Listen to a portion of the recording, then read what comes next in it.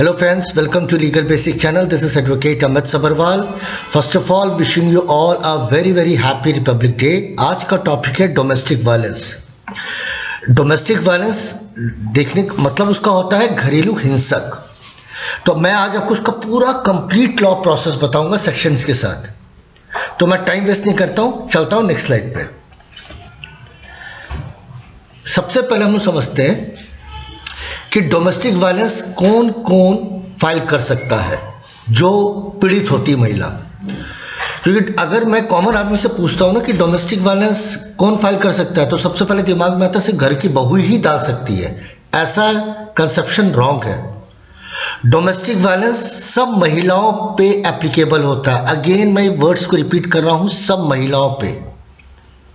महिलाओं पे एप्लीकेबल होता है जो ये डोमेस्टिक वायलेंस का केस सिचुएशंस फेस करती हैं। मैं आगे आपको बताऊंगा कि डोमेस्टिक वायलेंस का एक्चुअली मतलब क्या होता है, लेकिन पहले हम ये समझ लेते हैं कि डोमेस्टिक वायलेंस कौन कौन फाइल कर सकता है जो घरेलू हिंसा का शिकार होती हैं। सबसे पहले हम लोग ये पढ़ लेते हैं कि डोमेस्टिक वायलेंस वो फाइल कर सकता है जो डोमेस्टिक रिलेशनशिप में रहते हैं। अब डोमेस्टिक रिलेशनशिप को सेक्शन 2F के अंदर डिफाइन किया गया, लेकिन डोमेस्टिक रिलेशनशिप का क्या मतलब होता है? इसका हिंदी में एक सिंपल सा वर्ड है घरेलू संबंध। देखिए, कोई महिला किसी भी मेल के साथ रहती थी या रह रही है तो वो घरेलू संबंध में आ गया। ये क्लियर है? डोमेस्टिक रिलेशनशिप का मतलब होता है घरेलू संबंध। अब घरेलू संबंध में कौन कौन से आते हैं वो मैं आपको बताता हूं। सबसे पहले ये मान लीजिए कि कोई एक लड़का लड़की एक लिव इन रिलेशनशिप में रह रहे हैं। ठीक है, लिव इन रिलेशनशिप का मतलब है साल 2 साल कुछ तो टाइम बिता रहे होंगे। तो अगर वो महिला वो इंसान से कोई घरेलू हिंसा का शिकार होती है, डोमेस्टिक वायलेंस का शिकार होती है, तो वो महिला उस पर्टिकुलर उस आदमी पे डोमेस्टिक वायलेंस का केस रजिस्टर्ड कर सकती है। ये क्लियर है? दूसरा, कोई भी माँ अगर वो अपने बच्चे पे, चाहे उनकी बेटी हो चाहे बेटा हो या उनका खुद का हस्बैंड हो, अगर उनके साथ डोमेस्टिक वायलेंस करते हैं तो वो भी इसके अंदर आती है और वो भी डोमेस्टिक वायलेंस का केस दाखिल कर सकती है। तो पहले मैं आपको बता रहा हूं कौन कौन सी महिलाएं हैं। हालांकि सारी महिलाएं आती हैं, फिर भी मैं आपको एक ब्रीफ दे दे रहा हूं इसके बारे में। क्लियर है? तीसरा, घर की बहू। अगर घर की बहू के साथ अगर कोई डोमेस्टिक वायलेंस होता है तो वो भी इस पे वो केस रजिस्टर्ड कर सकती है। लास्ट, घर की बेटी भी अगर किसी तरह का डोमेस्टिक वायलेंस फेस करती है, चाहे अपने भाई को लेके, चाहे अपने पापा को लेके, चाहे अपनी मम्मी को लेके, तो वो भी डोमेस्टिक वायलेंस का केस रजिस्टर्ड कर सकती है। तो ये आपको क्लियर हो गया होगा कि डोमेस्टिक वायलेंस कौन कौन सी महिला रजिस्टर्ड कर सकती है।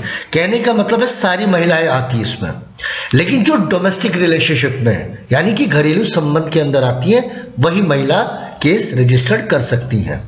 अब मैं आपको नेक्स्ट स्लाइड पे बताऊंगा कि डोमेस्टिक वायलेंस होता क्या है। डोमेस्टिक वायलेंस क्या होता है? आप एक बात बताऊं, अगर मैं किसी आम आदमी से पूछता हूं ना कि डोमेस्टिक वायलेंस का क्या मतलब होता है, उसके दिमाग में सबसे पहले ये आता है मार पिटाई, मारता पीटता होगा। बट ऐसा नहीं है। जरूरी नहीं है कि डोमेस्टिक वायलेंस का मतलब होता मार कुटाई या मारना पीटना। ये गलत मिथ है। डोमेस्टिक वायलेंस का मतलब है physical and sexual violence, verbal and emotional violence, और तीसरा आता है इकोनॉमिक वायलेंस। मैं आपको सब बताऊंगा इस तीनों पैरामीटर्स के अंदर क्या क्या चीजें होती हैं। सबसे पहले हम लोग फिजिकल और सेक्सुअल वायलेंस को देखते हैं। मान लीजिए फिजिकल सेक्सुअल वायलेंस के अंदर था फिजिकल असॉल्ट, मारना पीटना, बाइटिंग एसेट्रा। ये फिजिकल और सेक्सुअल वायलेंस में आता है। दूसरा, फोर्स करना टू परफॉर्म सेक्सुअल इंटरकोर्स, जबरदस्ती महिला को कहना कि मेरे साथ रिलेशनशिप बना, that is a sexual intercourse, right. तीसरा, फोर्स करना पोर्नोग्राफी देखना, एडल्ट्स मूवी देखना। लास्ट, किसी भी जब सेक्सुअल परफॉर्म हो रहा हो तो उसकी बेइज्जती करना, उसको ह्यूमिलेट करना, उसको डिग्रेड करना, ये सारा फिजिकल और सेक्सुअल वायलेंस के अंदर आता है। ये क्लियर है। दूसरा आता है वर्बल और इमोशनल वायलेंस। सबसे पहले इंसल्ट करना कि लड़का पैदा नहीं करी, लड़की पैदा करी। और सुनिए, आज भी इंडिया के अंदर ना ये ऐसा लड़का लड़की का चक्कर बहुत है, तो उसको वर्बल और इमोशनल वायलेंस कहते हैं। ठीक है, जैसे अगर किसी फीमेल ने अगर डोमेस्टिक वायलेंस केस डाला अपने हस्बैंड पे, तो इसका मतलब सिर्फ ये नहीं होता उसके साथ फिजिकली वायलेंस होता है, उसके साथ कुछ और भी हो सकता है। जैसे कि मैंने ये बताया कि उसको इंसल्ट करना, लड़का क्यों नहीं पैदा करी, या तो दहेज लेके क्यों नहीं आई। दूसरा, उसको कहना कि तू जॉब छोड़ दे, या उसको फोर्स करना कि तू शादी कर ले। याद है मैंने आपको बताया था कि घर की बेटी भी केस डाल सकती है। तो घर की बेटी ऐसे ही डाल सकती है कि मेरे पापा मम्मी मुझे जबरदस्ती कह रहे शादी करने के लिए, मैं भी शादी नहीं करना चाहती, मैं पढ़ना चाहती हूं। मैं सिर्फ आपको कंसेप्ट बता रहा हूं। क्लियर है। तीसरा, थ्रेट टू कमिट सुसाइड, उसको बोलना कि तुम मर जाए, फांसी लगा ले तू अपने आप को। यह भी एक तरह का वर्बल और इमोशनल वायलेंस के अंदर आता है, एंड एक्सेट्रा। मैं आपको ब्रीफ स्ट्रक्चर दे रहा हूं, ये किसी भी आपको वीडियो के अंदर नहीं मिलेगा कि डोमेस्टिक वायलेंस क्या है एक्चुअली में। तीसरा, इकोनॉमिक वायलेंस। इकोनॉमिक वायलेंस किसको कहते हैं? मान लीजिए कोई माता पिता है, मम्मी है, बूढ़ी है, ठीक है, और घर के बच्चे हैं, उनको पैसा नहीं देते मेंटेन करने के लिए। भाई उनकी दवा दारू होती है, अपने भी खर्चे होते हैं थोड़ा बहुत, कोई योगा करती है या कुछ और करती है, उनको पैसा नहीं देना। उसी तरह से शादी हो गई है, घर की वाइफ घरेलू है, उसको पैसा नहीं देना, और अगर वो राशन लेके आती है उसको टोंट मारना, इतना सारा राशन लेके क्यों आई हो, माने इस तरह की चीज कि उसको पैसा नहीं देना मेंटेन करने के लिए। दूसरा, अगर वो महिला पैसा कमाती है तो उससे पैसा छीन लेना। तीसरा, उसको मना कर रहा कि तू घर की कोई भी चीज यूज नहीं करेगी, तो मिक्सी यूज नहीं करेगी तो मिक्सी खराब कर देगी, तू माइक्रोवेव यूज नहीं करेगी वो खराब कर देगी, साइड में टोस्टर यूज नहीं करेगी तो वो खराब कर देगी। तो एक तरह का ना इकोनॉमिक वायलेंस है। अगर आप सोचिए किसी को आप बोलो कि आप ये यूज मत करो, आप खराब कर दोगे, आपको बुरा लगेगा ना सुन के कि क्यों नहीं यूज करूंगी, मेरा भी तो अधिकार है। क्लियर है। लास्ट, कि उसको मना करना कि तू अपनी जॉब को कंटिन्यू कर, क्योंकि थोड़ा शक्की दिमाग होता है। अगर हम जॉब करते हैं तो देखो, आप अपने कोलीग से तो बात करते ही हो, और किसी का फोन आ गया 9 बजे तो दिक्कत हो जाती है। अगर लड़की को लड़की का फोन आया तो ठीक है, लेकिन लड़की को अगर लड़के का फोन आ गया तो दिक्कत है। लेकिन मैं आपको एक बात बताऊं, ये डोमेस्टिक वायलेंस का जो केस है सिर्फ फीमेल के लिए बनाया गया है। मैं थोड़ा सा इससे अपनी इनपुट्स में अलग रखूंगा। लड़के भी डोमेस्टिक वायलेंस का शिकार होते हैं, लेकिन वो केस रजिस्टर्ड नहीं कर सकते। ये थोड़ा सा बायसनेस है, थोड़ा नहीं बहुत ज्यादा बायसनेस है, पर ठीक है, आने वाले टाइम पे ये चीजें ठीक हो सकती हैं। बट फिलहाल डोमेस्टिक वायलेंस का केस सिर्फ फीमेल पे ही है, मेल पे लागू नहीं होता है। चलते हैं नेक्स्ट स्लाइड पे। अच्छा, डोमेस्टिक वायलेंस का केस कहां फाइल कर सकते हैं, ये जानना बहुत जरूरी है। कोई भी महिला अगर डोमेस्टिक वायलेंस का शिकार है तो वो कहां केस फाइल कर सकती है? या तो वो पुलिस स्टेशन में केस फाइल करेगी, या तो फिर वो ऑनरेबल कोर्ट पे, फैमिली कोर्ट पे केस फाइल कर सकती है। अगर हम उससे व्यक्तिगत अगर मैं अपनी राय देता हूं, मैं जनरली चाहूंगा कि कोई भी आपकी फ्रेंड हो, या कोई आपकी सिस्टर हो, या आपके कोई दोस्त हो जिसको इसके बारे में नहीं पता हो, आप जनरली बोलेगा वो कोर्ट के थ्रू जाए, क्योंकि कोर्ट से उसको रिलीफ ज्यादा मिलेगा। पुलिस स्टेशन में मिलेगा, बिल्कुल मिलेगा, बट कोर्ट पे ज्यादा पावर होती है, तो कोर्ट से ज्यादा उसको रिलीफ मिल सकता है, उसको ज्यादा प्रोटेक्शन मिल सकता है। ये मेरा व्यक्तिगत मानना है। अब मैं आपको नेक्स्ट बताऊंगा, अगर पुलिस पे ये रजिस्टर्ड करती है डोमेस्टिक वायलेंस का कंप्लेंट तो कैसे कर सकते हैं। ये है filing domestic violence case in police station. उसको क्या करना पड़ेगा? या तो वो 112 पे डायल करे। अगर वो 112 डायल नहीं करने देती है, उसको लगता है कि अगर मैं डायल करूंगी मेरा फोन तोड़ देंगे या मेरे साथ हाथापाई होगा, वो थोड़ी डरी हुई है, तो उसको बोलिए कि वो पुलिस कंप्लेंट करे पुलिस स्टेशन में जाके। अच्छा, अब आजकल ऑनलाइन भी हो गया है, तो अगर वो पुलिस स्टेशन जाने में घबराती है तो वो ऑनलाइन भी कर सकती है। क्लियर है। जब आप ऑनलाइन करते हो या पुलिस स्टेशन में कंप्लेंट करते हो, पुलिस वालों को लगता है कि नहीं इनके साथ वाकई शिकार हुआ है, डोमेस्टिक वायलेंस का केस बनता है, तो वो जिनके खिलाफ भी शिकायत दर्ज हुई है उनके खिलाफ वो एक्यूज को समन भेजती है पुलिस। देखिए पुलिस ज़्यादातर और कोर्ट ज़्यादातर यही कोशिश करती है कि दोनों पार्टी के बीच में काउंसलिंग हो और अच्छे से रहे। कोई भी कोर्ट भी नहीं चाहती, पुलिस वाले भी नहीं चाहते कि इन दोनों का घर खराब हो। लेकिन अगर कोई किसी कारणवश से अगर लड़की ने डोमेस्टिक वाला सा केस डाला, मान लो मैं एग्जांपल से बोलता हूँ, लड़की ये कह रही कि मैडम मैं पढ़ी लिखी हूँ, मैं जॉब करना चाहती हूँ, मेरे घर वाले या मेरी जो इन लॉज है, मेरी जो हस्बैंड है, मैं आपको एग्जाम्पल से बता रहा हूँ, वो कहते हैं नहीं तुम जॉब छोड़ दो। अब मैं जॉब छोड़ दूंगी, घर के इतने खर्चे हैं तो घर कैसे चलेगा। तो ऐसे केस में पुलिस दोनों पार्टी को समझाती है, ठीक है। अगर पार्टी मान जाती है तो ठीक है, नहीं मानती है तो फिर केस उस हिसाब से आगे चलता है। क्लियर है? चलते नेक्स्ट स्लाइड पे। अगर कोर्ट पे केस फाइल करते हो तो क्या होता है, आप सबसे पहले एडवोकेट हायर करते हो।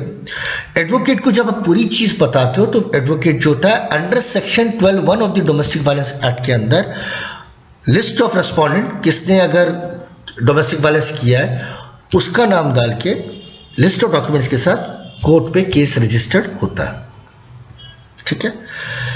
जब कोर्ट के पास केस जाता है तो कोर्ट पूरे केस को देखती है, क्या क्या डॉक्यूमेंट्स लगे हैं, क्यों डोमेस्टिक वायलेंस का केस फाइल हुआ है। अगर जब कोर्ट कन्विंस हो जाती है तो कोर्ट क्या करती है, जो कंप्लेनेंट है उसको प्रोटेक्शन ऑफिसर के पास भेज देती है। समझिए, प्रोटेक्शन ऑफिसर के पास। मैं आपको बताऊंगा आगे प्रोटेक्शन ऑफिसर क्या होता है। अच्छा, कोर्ट पे ना केस फाइल करने से एक बेनिफिट क्या होता है कि कोर्ट आपको ना रिलीफ बहुत अच्छा देती है, जो एग्रीव पर्सन होता है, जो विक्टिम होती है। क्लियर है? अब चलते हैं नेक्स्ट स्लाइड पे। वो मैं आपको बताता हूं कि प्रोटेक्शन ऑफिसर कौन होता है इसमें। देखिए, प्रोटेक्शन ऑफिसर को ना एक स्टेट गवर्नमेंट रिक्रूट करता है एवरी डिस्ट्रिक्ट के लिए। उसका क्या काम होता है कि वो बच्चों और डोमेस्टिक वायलेंस की जो शिकार होती महिला उनको प्रोटेक्ट करना, कि ताकि जो जिनके खिलाफ शिकायत दर्ज हुई है उनको उससे सेव कर सके, बचा सके। जब केस प्रोटेक्शन ऑफिसर पर रेफर होता है, जो मैंने आपको पिछले स्लाइड में बताया था, मजिस्ट्रेट भेजता है कंप्लेंट को, आप प्रोटेक्शन ऑफिसर के पास जाओ, तो प्रोटेक्शन ऑफिसर क्या करती है, जो मैंने आपको पिछले स्लाइड में बताया था, वो इससे सवाल पूछती है कि आपके साथ क्या हुआ है, उसका बयान दर्ज करती है। बयान दर्ज करने के बाद वो अपना एक रिपोर्ट फाइल करती है। ये क्लियर है? वो रिपोर्ट फाइल करती है, वो मैं आपको नेक्स्ट स्लाइड पे बताऊंगा रिपोर्ट का नाम क्या होता है। प्रोटेक्शन ऑफिसर जब उसका बयान दर्ज कर लेती है तो उसका वो एक रिपोर्ट बनाती है। उस रिपोर्ट को कहते हैं डोमेस्टिक इंसिडेंट रिपोर्ट, जो मैंने DIR लिखा है उसको सेक्शन 9 एंड सेक्शन 37 के अंदर डिफाइन किया गया है डोमेस्टिक वायलेंस एक्ट के अंदर। वो रिपोर्ट बनाने के बाद वो अपनी रिपोर्ट मजिस्ट्रेट को भेजती है कि इस फीमेल के साथ ये दिक्कतें हुई हैं, इस तरह का वायलेंस इसके साथ हुआ है। तब मजिस्ट्रेट उसकी रिपोर्ट को पढ़ने के बाद, पूरा संज्ञान लेने के बाद, मजिस्ट्रेट जो है जिसके खिलाफ शिकायत दर्ज हुई है उसको समन भेजती है। यह प्रोसेस क्लियर हो गया आपको? समन भेजती है। अब चलते हैं नेक्स्ट स्लाइड पे, बहुत इंपॉर्टेंट है। अच्छा, समन तो भेज दिया, लेकिन जो एग्रीव पर्सन है, जो कंप्लेनेंट है, जो विक्टिम है, ठीक है, वो किस तरह का रिलीफ मिलता है उसको कोर्ट के अंदर, वो मैं आपको बताता हूं। सबसे पहले सेक्शन 17 के अंदर होता है right to reside in share household. देखो, मैं आपको एग्जांपल समझाता हूं। मान लीजिए एक हस्बैंड वाइफ है, ठीक है, हस्बैंड कह रहा है वाइफ को घर से बाहर निकल जाओ, तो दहेज लेके नहीं आई है ना, होता है। देखिए, बहुत जगह ऐसा होता है, तो मैं आपको एग्जांपल समझा रहा हूं। तो सेक्शन 17 वो कहती कि मुझे घर से बाहर मत निकालो, मैं कहां जाऊंगी, मेरी शादी होगी, बच्चा होगा, मैं कहां जाऊंगी इस वक्त। तो वो सेक्शन 17 का रिलीफ ले सकती कोर्ट से कि मुझे घर से बाहर ना निकाला जाए। ये क्लियर है आपको? दूसरा, वो प्रोटेक्शन ले सकती है। प्रोटेक्शन कैसे? कि मुझे जॉब करने नहीं दिया जाए, मैं जो पैसा कमाती हूं मैं सेव कर रही हूं अपने बच्चे के लिए, मुझे घर भी खरीदना है, होता है ऐसा कुछ, तो वो कोर्ट से प्रोटेक्शन ले सकती है कि उसके साथ किसी तरह का डोमेस्टिक वायलेंस ना हो। तीसरा, सेक्शन 19 के अंदर रेसिडेंस ऑर्डर ले सकती है। मान लीजिए कोई फीमेल है, बहुत ज्यादा परेशान है, वो घर से बाहर निकल गई कि मैं नहीं रह सकती, अब बस अब नहीं, तो वो कोर्ट से ऑर्डर ले सकती कि जहां वो रह रही है उसका वो रेंटल एकोमोडेशन मेरा हस्बैंड दे, क्योंकि वो उसका हस्बैंड है। याद रखिएगा, रेसिडेंस ऑर्डर का रेंटल वो अपने सिर्फ हस्बैंड से मांग सकती है, अपने इन-लॉ से नहीं मांग सकती है। सेक्शन 19 के अंदर वो जो जहां रह रही है उसका रेंटल का जो पैसा है वो अपने हस्बैंड से ही मांग सकती है, लेकिन कोर्ट के थ्रू। क्लियर है? दूसरा, वो मॉनेटरी रिलीफ भी मांग सकती है। मॉनेटरी रिलीफ कैसे? कि मेरा इतना खर्चा है, मुझे दिया जाए। सेक्शन 20 के अंदर। सेक्शन 21 के अंदर कस्टडी ऑर्डर। कस्टडी ऑर्डर मतलब जब तक केस चल रहा है, जब तक केस मेरा सॉल्व नहीं हो जाए, ये बच्चा मेरे पास रहेगा, that is a custody order. Section 22 के अंदर कॉम्पनसेशन ले सकती है। कॉम्पनसेशन का मतलब है कि मान लीजिए, मैंने खुद आपको एक बता रहा हूं, एक फीमेल को इतना मारा गया कि उसको ऑर्गन डैमेज हो गया था। मैं आपको शॉर्टकट पे बता रहा हूं, उसका करीब पैसा लग गया था, 1 लाख 1.5 लाख ऐसे कुछ लगा था। तो वो, लेकिन प्रूफ होना चाहिए, ऐसे नहीं कि कुछ भी डाल दिया और कोर्ट ने दे दिया कॉम्पनसेशन। नहीं, अगर कोर्ट को लगता है कि नहीं वाकई कॉम्पनसेशन की इसको जरूरत है और उसको हुआ है उसके साथ, तो कोर्ट कॉम्पनसेशन का भी ऑर्डर दे सकती है सेक्शन 22 के अंदर। ये क्लियर है?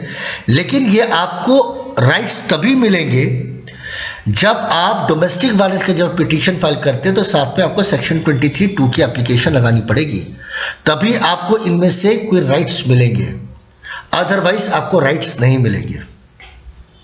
क्लियर है? फिलहाल आपको तो ये समझ में आ गया कि आपके खुद के राइट्स क्या क्या है, जो विक्टिम है कि वो कोर्ट से क्या रिलीफ मांग सकती है। इसीलिए दोस्तों मैंने आपको कहा था कि पुलिस से अच्छा कि आप कोर्ट का सहारा लें। ऐसा नहीं कि पुलिस ने मदद नहीं करी आपकी, पुलिस ने भी मदद करी, बट कोर्ट से आपको रिलीफ ज्यादा मिल सकता है। यहां पे कोर्ट के पास ज्यादा पावर होती है। क्लियर है? चलते नेक्स्ट स्लाइड पे। अच्छा हाँ, सॉरी गाइस, मैं इसको बताना भूल गया। अगर कभी कोर्ट को लगता है कि जो विक्टिम है उसने एलिगेशंस झूठ लगाए हैं या उसने दस्तावेज झूठ लगाए, तो कोर्ट उसी समय संज्ञान ले लेगी, और अगर कोर्ट उसके खिलाफ एक्शन ले सकती है, क्रिमिनल केस उसके खिलाफ चल सकता है। तो प्लीज, अगर आपके साथ रियल में डोमेस्टिक वायलेंस केस हुआ है तो ही केस डालें। झूठा केस डालने से कोर्ट इतनी स्मार्ट है कि वो पकड़ लेगी। ये मतलब है मेरा। चलता हूं नेक्स्ट स्लाइड। अच्छा, ये बहुत इंपॉर्टेंट है, section 25(2) of the DV act. ये क्या कहता है कि मान लीजिए मैं आपको एग्जांपल समझाता हूं कि कोर्ट ने ऑर्डर दिया हस्बैंड को कि तुमको 10,000 रुपये महीना देना है, अपनी बीवी को खर्चा देना है। एग्जांपल से बता रहा हूं, ठीक है?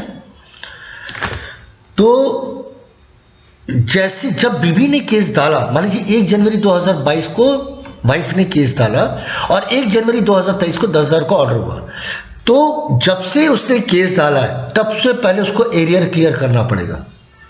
वो 12 महीने का 10,000 यानी 1,20,000 रुपए।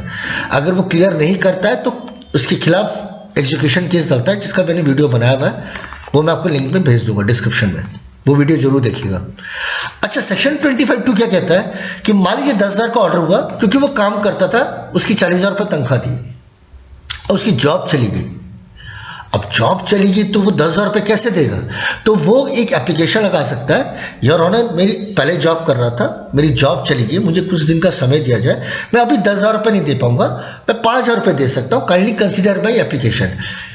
तो ये 25(2) का ये कहता है कि किसी तरह का कोई चेंज हो गया सर्कमस्टांस अचानक, जिसमें मॉडिफिकेशन की जरूरत है, ऑल्ट्रेशन की जरूरत है ऑर्डर की, तो वो 25(2) की एप्लीकेशन लगा सकता है। कौन?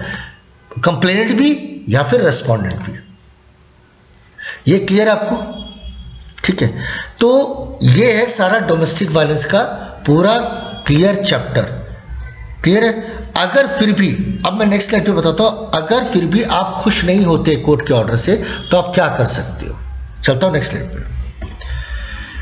तब अगर आपको लगता है कि मेरे को मेंटेनेंस गलत दे दिया, या कोर्ट ने मेरी चीज को नहीं सुनी, मेरे एविडेंस को नजरअंदाज कर दिया, या देखा नहीं, या कंसीडर नहीं किया, तो आप सेक्शन 29 के अंदर केस फाइल कर सकते हो और आप अपील पे जा सकते हो फॉर अ रिलीफ। दोस्तों, ये डोमेस्टिक वायलेंस का केस का जो मैंने वो बनाया ना वीडियो, ये बहुत ही क्लियर आपको बताया कि डोमेस्टिक वायलेंस है क्या, कौन कौन सी फीमेल इसमें आती हैं और डोमेस्टिक वायलेंस का प्रोसेस क्या है। अगर कोई भी क्वेरी हो इस वीडियो को लेके आप मुझसे पूछ सकते हो। I try my level best to help you out. Till then, wishing you all the luck and take care and goodbye to you. Bye bye.